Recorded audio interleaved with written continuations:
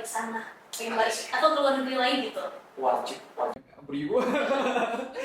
Jujurnya beribu sih. Jauh-jauh lah mencari hidup. Gitu sih. Assalamualaikum warahmatullahi wabarakatuh.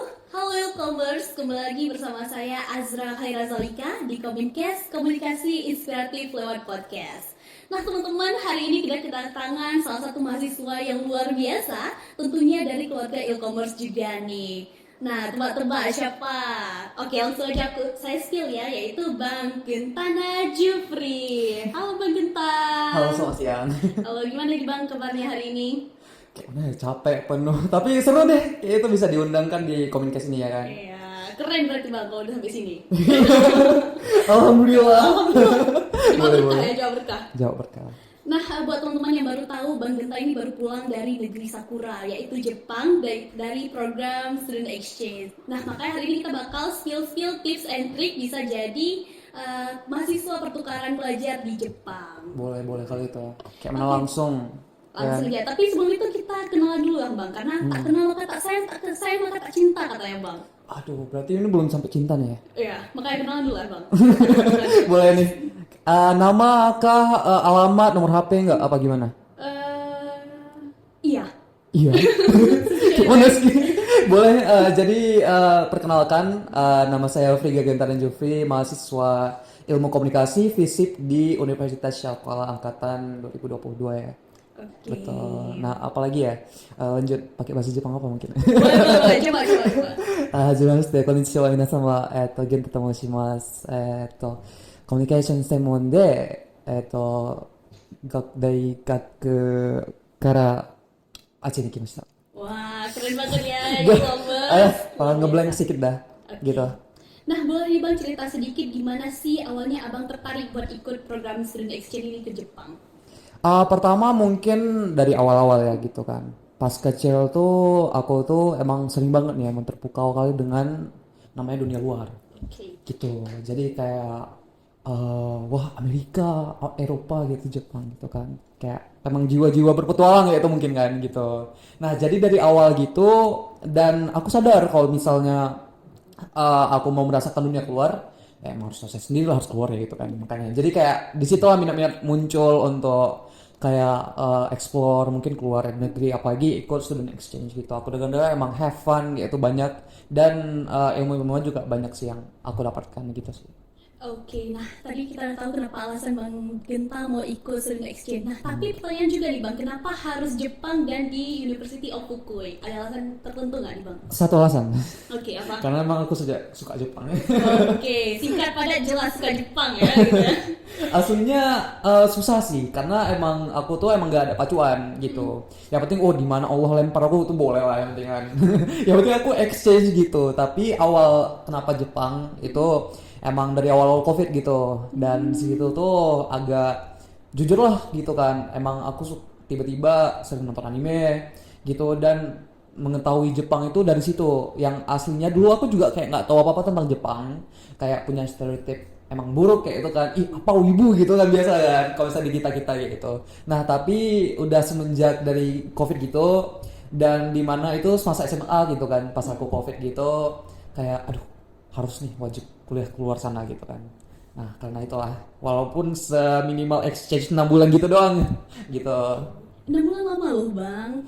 Ya tapi sumpah rasa kalau misalnya udah sampai sana tuh emang sampai kapanpun nggak bakal pengen pulang.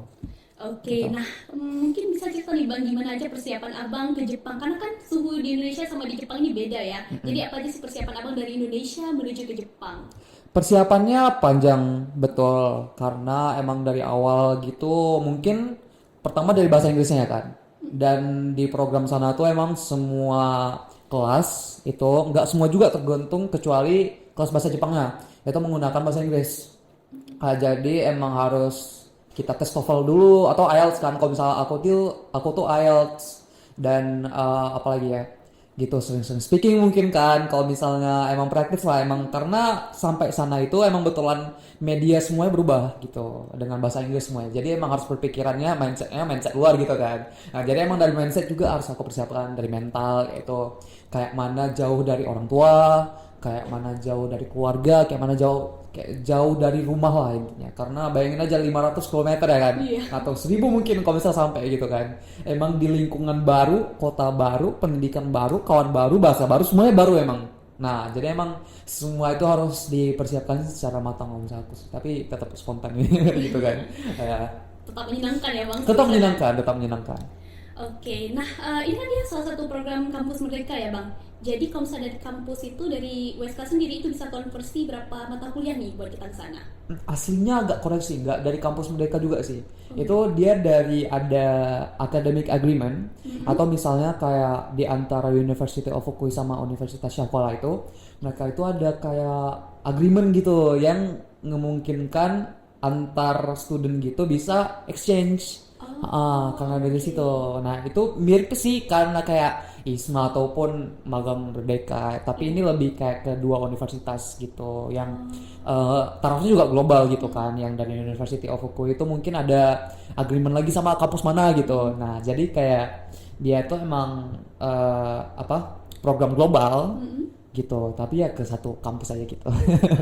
Gitu sih. Yang dikonversi juga aku kesempatan mendapatkan sekitaran berapa kemarin tuh ya? 12 kurang lebih gitu ya. Karena emang taraf konversinya juga itu emang tergantung ke kita gitu. Apalagi tuh aku baru semester 3 kan, itu pas perginya.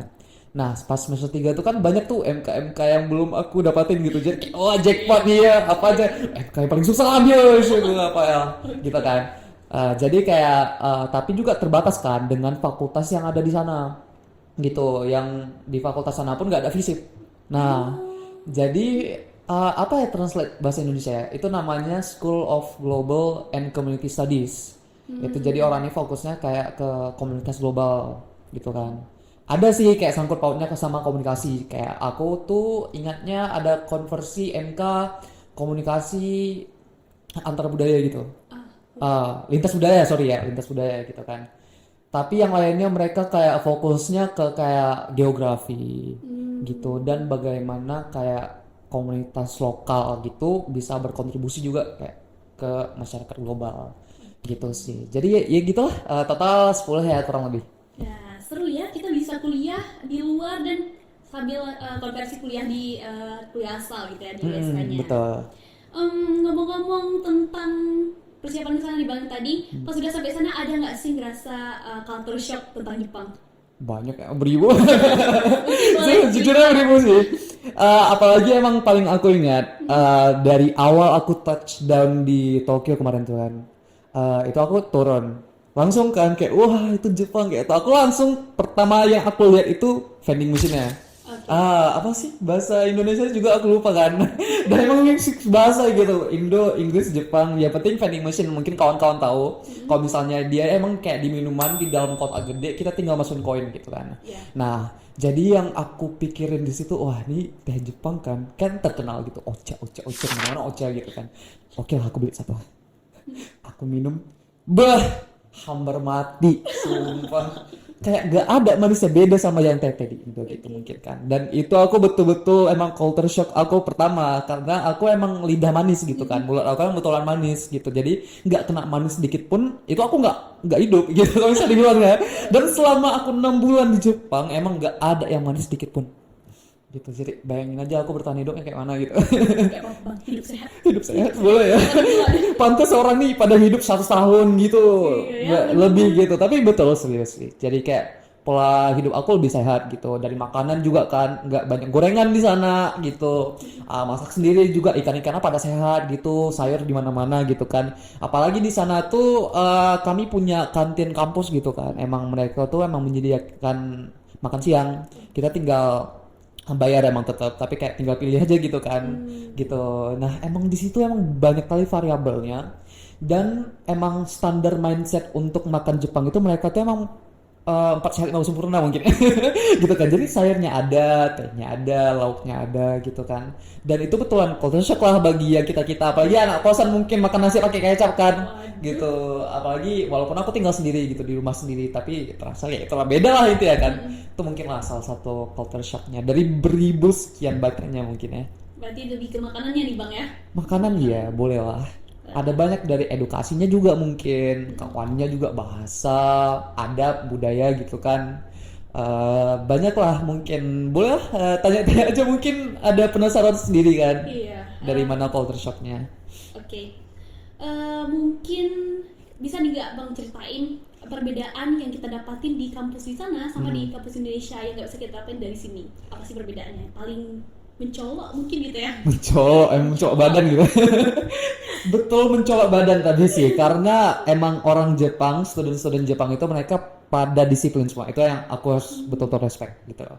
Nah, jadi emang mereka itu beda kan, di mana main-mainnya, di mana yang kuliahnya belajar gitu kan. Ada lagi itu salah satu culture shock mungkin juga yang tadi pas ujian di sana, pas UAS dan UTS, intinya di mana-mana mereka ada tugas, itu perpustakaan full, bener. Dan orang bahkan sampai nggak duduk gitu, emang cuma baca buku, emang betulan belajar gitu mah. Nah, emang semua orang emang betulan jadi emang kayak jadi rasa apa ya, pasar malam mungkin ya gitu. Tapi perpus gitu, banyak orang tapi gak sunyi, gak ada suara dikit pun, orang pada sibuk ngetik mungkin, dan ngetiknya pun gak ada suara, makanya aku bingung kali gitu. Jadi emang perpusnya sangat-sangat nyaman, dan mereka itu pun menyediakan kayak selimut, bantal lagi gitu kan. Untuk karena itu UAS aku sekitaran udah winter gitu lah, musim dingin gitu. Jadi emang betulan kadang biasa malam tuh -10 gitu kan. Jadi orang bisa kayak kedinginan gitu, lagi turun salju gitu kan. Jadi ya emang pakai selimut gitu. Ada orang malah tidur lagi. Dan perpus itu buka 24 jam. Serius. 24 jam. Penuh oleh student. Penuh oleh student. Itu perpustakaan kampus Bang atau Kampus, perusahaan kampus itu di dalam kampus, dan enak kan, aku tinggal jalan kan gitu 7 menit 10 menit sampai kayak misal dari tempat apartemen gitu kan. Ya udah, emang betulan enjoyable di situ, bisa nonton film juga kan kalau misalnya ingin belajar bahasa gitu. Nah, disediakan kayak film dari bahasa Jepang, bahasa Inggris. Di sana juga ada siapin manga juga ada kan, misalnya suka komik gitu boleh tuh yang pengen belajar juga. Buku-buku edukasi juga banyak gitu, dari sejarah apapun. Aku juga pernah ketemu buku dari bahasa Indonesia satu kali untuk orang Jepang pengen belajar bahasa Indo. Sumpah, serius. Dan emang colokan segala, wifi kenceng, terasa kayak warkop di sini ya, tapi emang enak gitu, nyaman, sejahtera lah ya penting gitu. Dan beda lah yang penting dari apa yang di sini juga mungkin ya. Oke, berarti di sana mending nongkrong di perpus nih daripada Iya. pergi di kafe gitu Bang ya. Bener sekali gitu. Walaupun ada sih banyak alternatif, kayak mungkin ada orang suka nongkrong di kayak cafe gitu, mungkin ada kucing-kucing gitu kan, atau di mana aja. Ya penting semuanya itu betulan sangat-sangat convenient gitu. Emang betulan enak kita bagi student itu untuk belajar gitu. Nah, kalau misalnya kurang motivasi ya mungkin dari diri sendiri belum ya gitu, bukan dari kampusnya salah gitu mungkin biasa. Nah, kayak dari dosen-dosennya juga mendukung gitu. Mungkin dari yang mental gitu. Aku sering juga di sana gitu kan.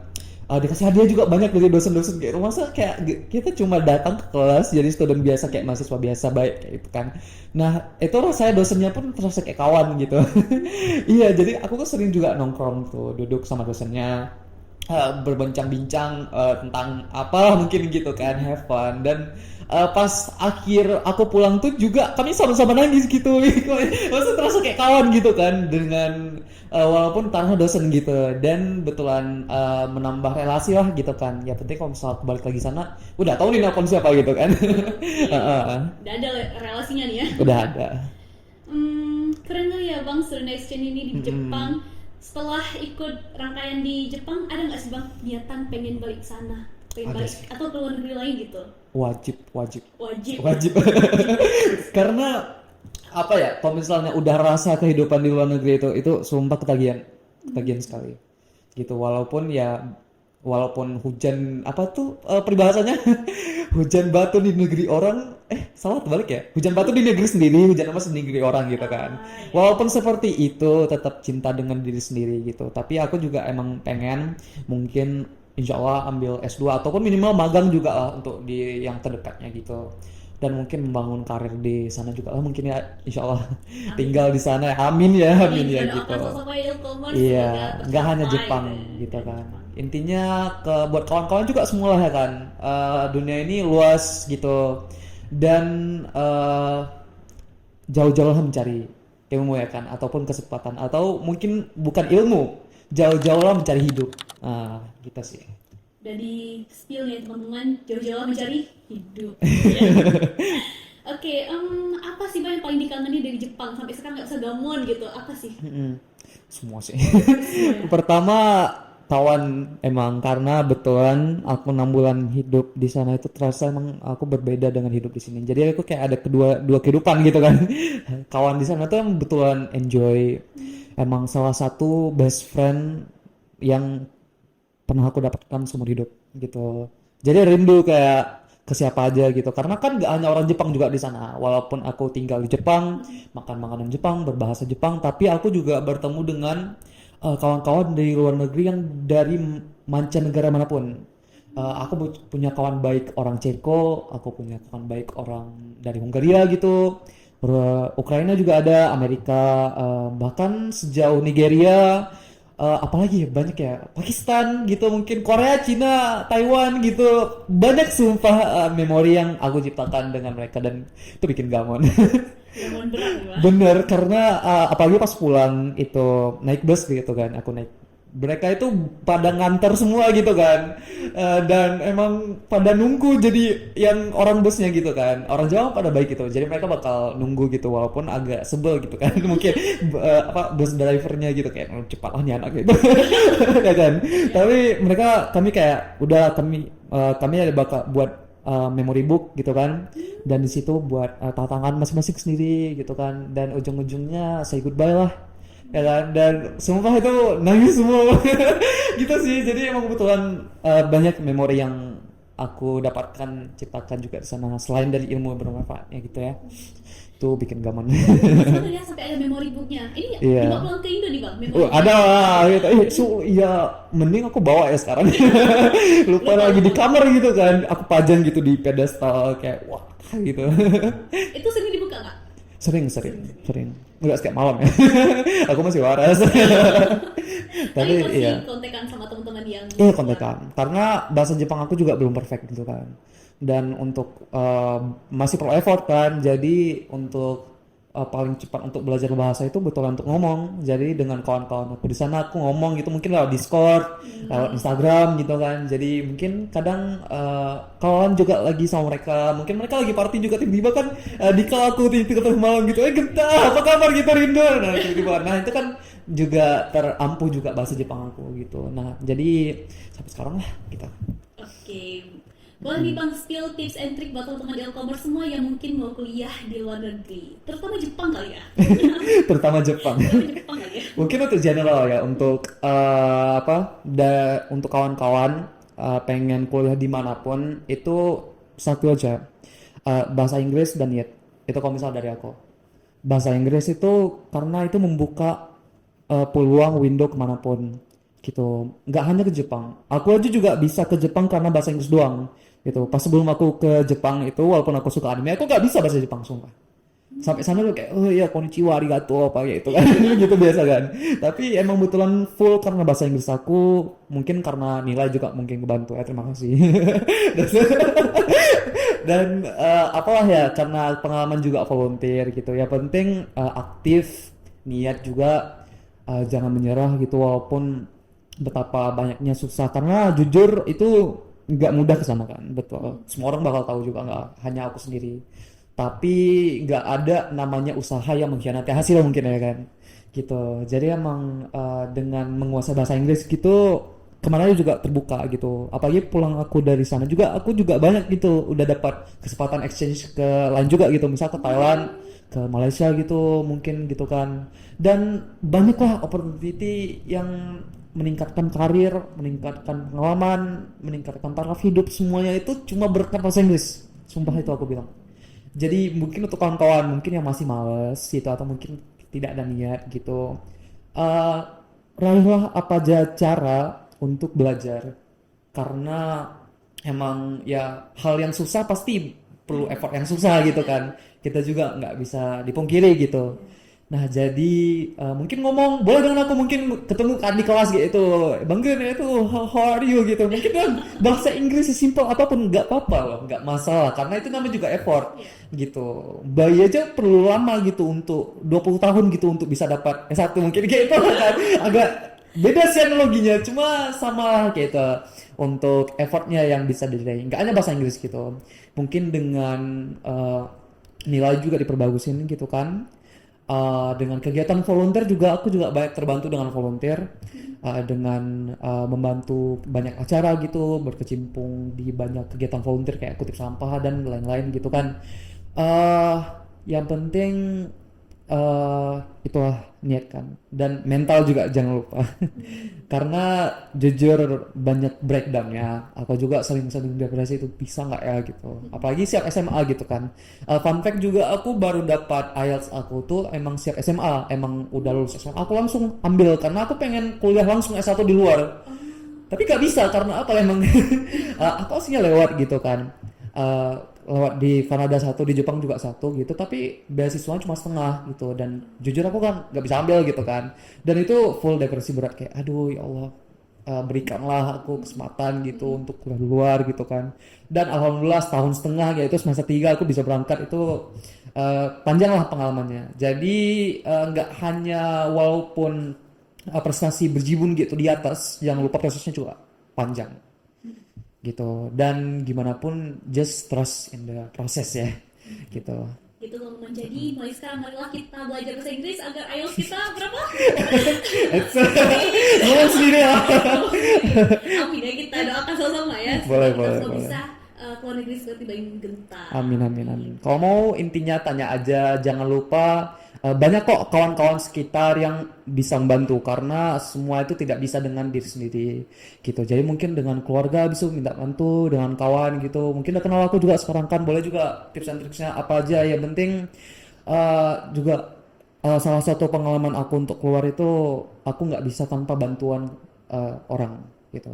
Pertama dari kawan-kawan aku, dari kedua orang tua, dari kakak gitu. Dan mereka itu betul-betul yang support aku, dan aku berterima kasih dengan mereka sama sekali. Dan tanpa mereka mungkin aku nggak bisa keluar gitu. Nah juga mungkin untuk kawan-kawan ya. Masya Allah, udah mengucapkan terima kasih loh sini bang. Mungkin ya, yang mungkin pada nggak nonton ya nggak tahu ya. Insya Allah nonton lah, Bismillah ya itu. Walaupun aku udah kirim link gitu, biasa kan. Nonton ya, wajib Wajib nonton Communicast gitu ya. Like, komen juga jangan lupa. Dan subscribe. Ada YouTube-nya nggak? Ada kan dong, ya. masuk YouTube kan. Boleh, boleh, boleh. Oke, tapi Bang Genta, seru kali ya tadi obrolan kita. Cuma sayangnya waktu harus memisahkan kita Bang Genta. Aduh, terasa baru 5 menit ya.